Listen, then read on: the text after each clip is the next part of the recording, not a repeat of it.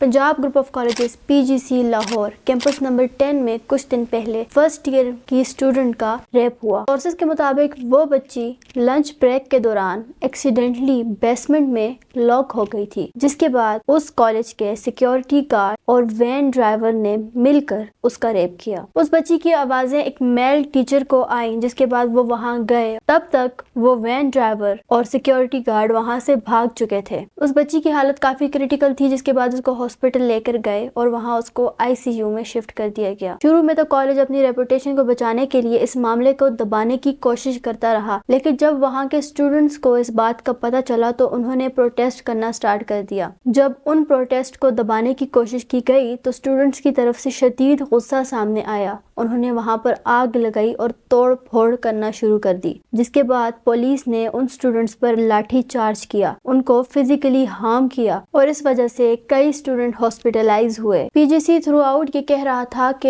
ऐसा कोई इंसिडेंट उनके स्कूल में नहीं हुआ, यानी ये पूरी न्यूज फेक थी। वो अपनी रेपुटेशन को बचाने के लिए बार बार इस वाकया को झूठा करार दे रहे थे। यहाँ तक कि कोई FIR भी नहीं लिखवाई गई। स्कूल वालों ने ये क्लेम किया है कि उनके CCTV कैमरा में ऐसी कोई फुटेज नहीं है। प्रोटेस्ट के दौरान बच्चों ने ये क्लेम किया कि उनकी प्रिंसिपल उनको वार्निंग दे रही है कि अगर वो प्रोटेस्ट करेंगे तो वो उन्हें कॉलेज से सस्पेंड कर देंगी। स्कूल अथॉरिटी बार बार बच्चों को ब्लैकमेल कर रहे हैं। वो उनको वार्न कर रहे हैं कि इस तरह के किसी भी प्रोटेस्ट में शामिल ना हो। वो इस मामले को दबाने की कोशिश कर रहे हैं। यहाँ पर ये बात भी सुनने में आई है कि पहले भी PGC के गार्ड के इनएप्रोप्रिएट बिहेवियर सामने आए थे, लेकिन स्कूल अथॉरिटी बार बार इस बात को इग्नोर करती रही और वो वहाँ पे एम्प्लॉयड रहा। ये बात कॉलेज के सिक्योरिटी प्रोटोकॉल पर कई सवाल उठाती है कि इस तरह इन चीजों को इग्नोर करना किस तरह बड़े इंसिडेंट की तरफ लेकर जा सकता है। पिछले कई सालों से ऐसे केसेस सामने आते हैं। कोई भी जगह सेफ नहीं, आपका वर्क प्लेस सेफ नहीं, आपका स्कूल सेफ नहीं, इवन कि आपका अपना घर सेफ नहीं। यहाँ पे हमारा डाउनफॉल ये भी है कि हमने रेप को इतना नॉर्मलाइज कर दिया है कि जब भी कोई इंसिडेंट होता है 2 से 3 दिन इस पर बात की जाती है, जिसके बाद लोग इन इंसिडेंट्स को भूल जाते हैं। दे लॉस देयर इंटरेस्ट। के बाद कल्प्रिट्स आजादी से घूम रहे होते हैं। अब तो कल्प्रिट्स इतनी हिम्मत से ये क्राइम कमिट करते हैं कि उनको किसी का डर ही नहीं होता, क्योंकि वो पाकिस्तान की लॉ इन्फोर्समेंट